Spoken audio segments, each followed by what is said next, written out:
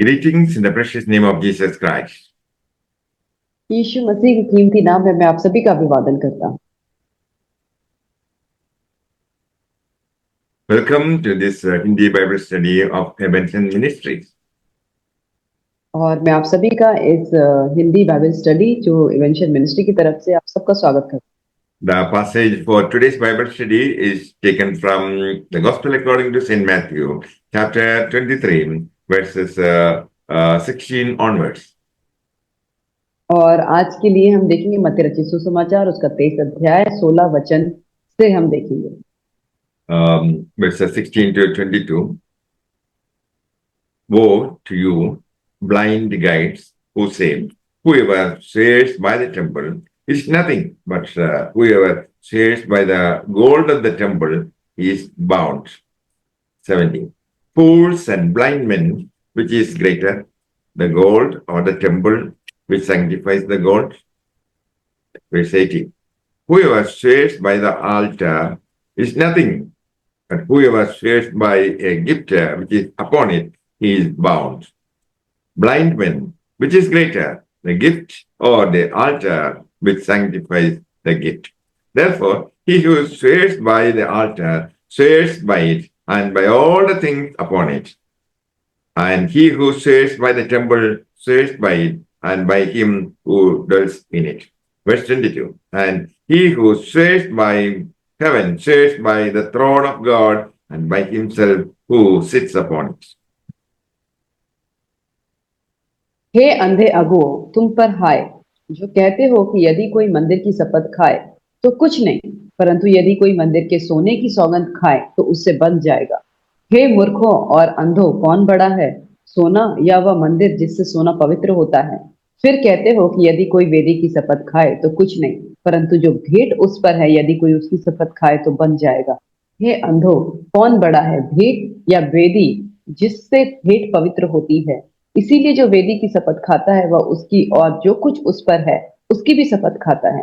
जो मंदिर की शपथ खाता है वह उसकी और उसमें रहने वाले की भी शपथ खाता है। जो स्वर्ग की शपथ खाता है वह परमेश्वर के सिंहासन की और उस पर बैठने वाले की भी शपथ खाता है। The Pharisees and scribes were blind guides. और जो फरीसी और शास्त्री जो है वो अंधे अगुए हैं। They taught that whoever swears by the temple, it is nothing. और वो उन्होंने सिखाया कि जो कोई भी मंदिर की शपथ खाता है वो कुछ भी नहीं है। Out of obedience to God's word, they refused to swear by the name of God. और परमेश्वर के जो उसमें बंधे रहने के लिए कि वो ओबीडियंस है उसकी वजह से वो कहते हैं कि वो इसलिए परमेश्वर की शपथ नहीं खाते। To the Jews, oath was binding, so long as it was a binding made in the name of God. और जो यहूदियों के लिए जो सौगंध खाना है वो है वो परमेश्वर के नाम से जो उस चीज को खाते हैं वो उसमें बंधते हैं। The Pharisees taught such an oath must be kept. और फरीसी जो है वो कहते हैं कि वैसी जो सौगंध है वो उनको खानी चाहिए। Any other oath might be legitimately broken. और कोई बाकी इसको छोड़ के बाकी कोई भी जो शपथ है वो उसको तोड़ सकते हैं। Which is greater, the gift or the altar that sanctifies the gift? और जो कहते हैं कि वो सबसे बड़ा है कि ऑल्टर से भी जो चीज बड़ा है वो उसको कहते हैं। Jesus emphasized that the altar itself is greater than the sacrifice made upon it. और यीशु मसीह ये चीज कहते हैं कि जो वेदी है वो सबसे ज्यादा बड़ी है, ना कि उसमें जो भेंट चढ़ाई गई है उससे भी ज्यादा बड़ी वेदी है। The altar is the established meeting place between God and men. और जो वेदी होती है वहां पे जो विश्वासी होते हैं और परमेश्वर जो होते हैं वह उसका मीटिंग उनके मिलने का स्थान है। And our altar is Jesus himself and his work on the cross. और हमारा जो वेदी है वो यीशु मसीह खुद है और उसका जो काम जो उसने क्रूस पे किया। Jesus himself needed no altar because Jesus had a history of relationship with his Father. और यीशु मसीह को किसी भी वेदी की जरूरत नहीं थी क्योंकि उसने खुद ही परमेश्वर पिता के साथ अपने संबंध को उसने बनाया था। We come to Jesus and his atoning work first. और हम पहले यीशु मसीह के पास आते हैं और उसने जो उस कार्य को किया उसके पास आते हैं। It was smeared with the blood of sacrifice. और ये जो है जो परमेश्वर के जो कीमती लहू जो उसने त्याग दिया उससे बना। Jesus reminded that every oath is binding and God holds the oath maker to account. और यीशु मसीह कहते हैं कि हर एक जो शपथ तुम खाते हो उसको माना जाएगा और आपको जो है वो परमेश्वर के सामने अकाउंटेबल होना पड़ेगा, उसका दायित्व लेना पड़ेगा। Verses 23 and 24. Woe to you, scribes and Pharisees, hypocrites, for you give a tenth of the mint and the anise and the cumin, and have neglected the weightier matters of the law, justice, mercy, and faithfulness. But these you should have done and not neglected the others.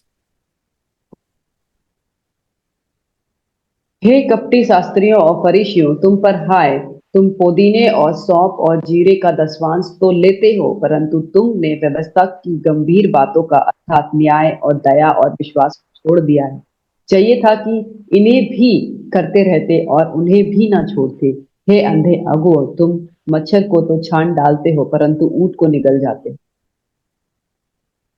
Jesus told them that they pay tithe of mint, anise, and cumin. और यीशु मसीह यहाँ पे कहते हैं शास्त्रियों से कि तुम पुदीने, सौंफ और जीरे का दशवांश तो लेते हो। Their tithing was not worthy, but hypocritical. और उनका जो ये काम है वो सही नहीं है, बल्कि जो कपटी जैसा काम करते हैं वैसा है। They neglected the weightier matters of the law. और उन्होंने जो व्यवस्था की जो गंभीर बातें हैं उनको उन्होंने नकार दिया है, ध्यान नहीं दिया उस पर। It is both possible and common to be distracted with relatively trivial matters while a lost world perishes.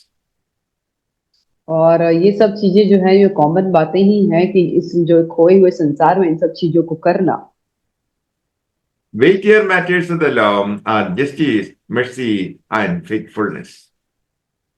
और व्यवस्था के लिए ये चीज जो मैटर करती है वो है न्याय, दया और विश्वास। ये सब चीजें बहुत ही ज्यादा महत्वपूर्ण है। Verse 4, blind guides who strain out the gnat but swallow the camel.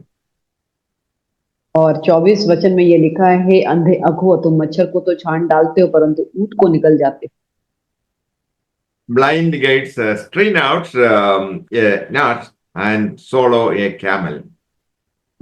और जो अंधे अगुआ होते हैं वो मच्छर को तो छान डालते हैं परंतु ऊंट को निगल जाते हैं। This is a humorous picture of a man carefully straining of his wine to avoid swallowing a microscopic insect, yet carefully swallowing a camel.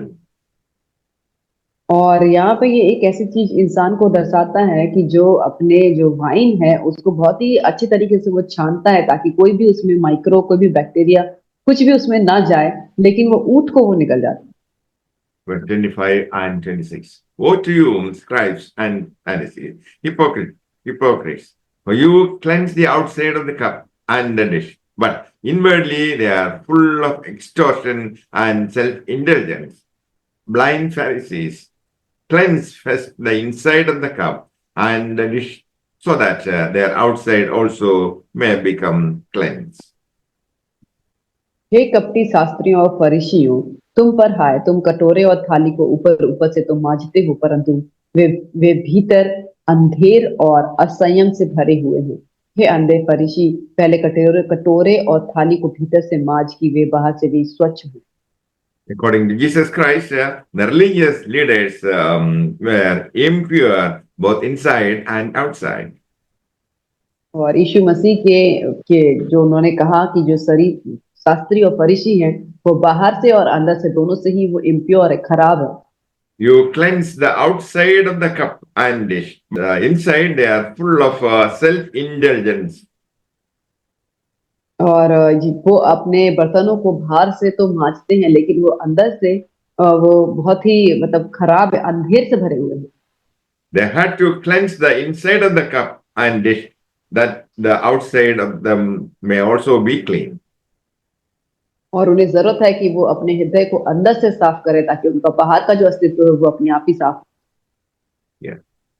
So they were satisfied with a superficial cleansing and the appearance of righteousness. और वो अपने आप को संतुष्ट मानते हैं कि वो बाहर से तो ठीक दिखते हैं, धार्मिक दिखते हैं, और उन्हें अंदर से उन्हें कोई मतलब नहीं है। Yeah, inside they were fully full of sin and corruption. और अंदर से वो पूरे पाप से और जो बेकार चीजें होती, करप्शन जो होता है, जो गलत काम होता है, उनसे भरे हुए हैं।